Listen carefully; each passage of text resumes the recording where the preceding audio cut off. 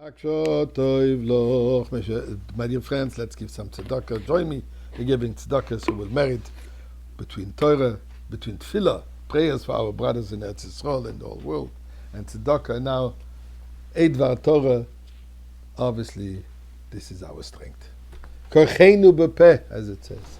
The strength of the Jewish people is in our prayer. Although, we have to do whatever we can, and we have to pray that our soldiers in Eretz Yisrael should be successful in eradicating evil, which is in the name of Hamas, and their adherents and followers and sympathizers and supporters.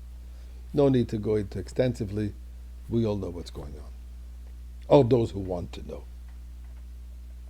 Today, special day. The 20th day of the month of Teves, the Yohrtzeit, the Hilula of the Rambam, Rabbi Moshe ben Maimon, Rabbi Moshe, the son of Maimon, known as Maimonides, passed away on the 20th day of the month of Teves in the year 1204 in Egypt.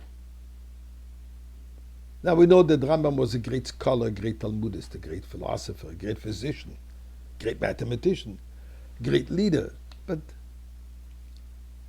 he didn't have life easy. And let's find out a little bit about his early life and his different journeys in his challenging life.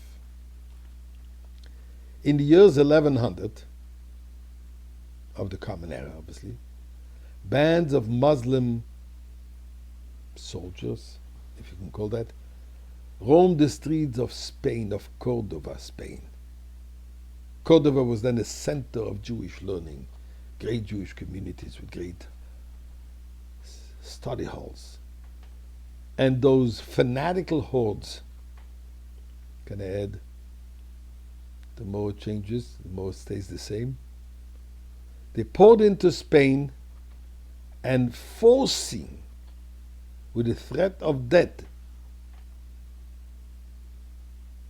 anybody who would not accept Islam, unfortunately, would be killed. City of Cordoba, the Jewish places of worship, Jewish places of study, the Jewish homes, the businesses, and Jews themselves, all went up in flames. The Jewish center of learning of Cordoba was systematically destroyed. People had to abandon their homes, flee for their lives. Some headed to the north of Spain, where their Muslim rule did not extend yet. Others made it for little villages, hoping that there they will be able to live unknown, incognito, unnoticed. And finally, in 1148, the Rambam's father, Rabbi Maimon, who was the rabbi, who was the leader, the spiritual leader of the community, had no choice. He took his two sons, Moshe, who just had his bar mitzvah, and the brother David, and along with thousands of other Jews, and they fled Cordova. For the next 10 years, they had no peace or refuge, constantly on the move from one place to another place, journeying within Spain, hoping southern part of Spain and evading imminent danger. But unfortunately,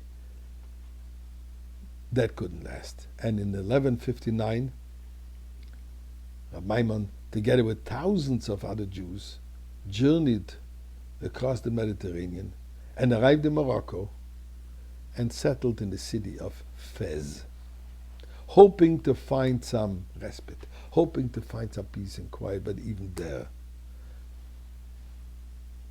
similar, forcible Muslim enforcing their faith, enforcing the belief in their prophet, and if not, you paid with your life.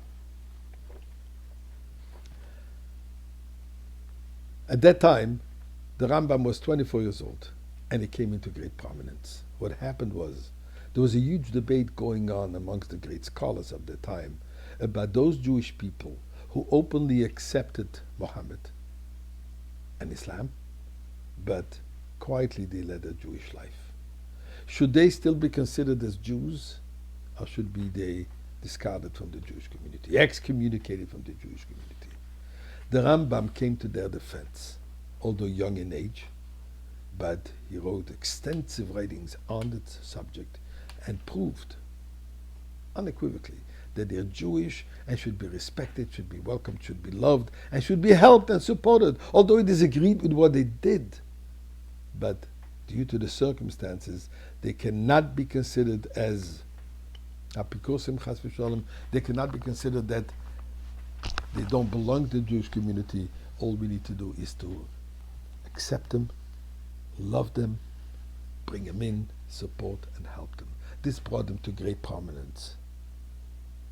And we realize that this eventually propelled them into becoming the leader of the Jewish community. If Chas v'Shalom tomorrow is still in exile, we'll continue discussing this.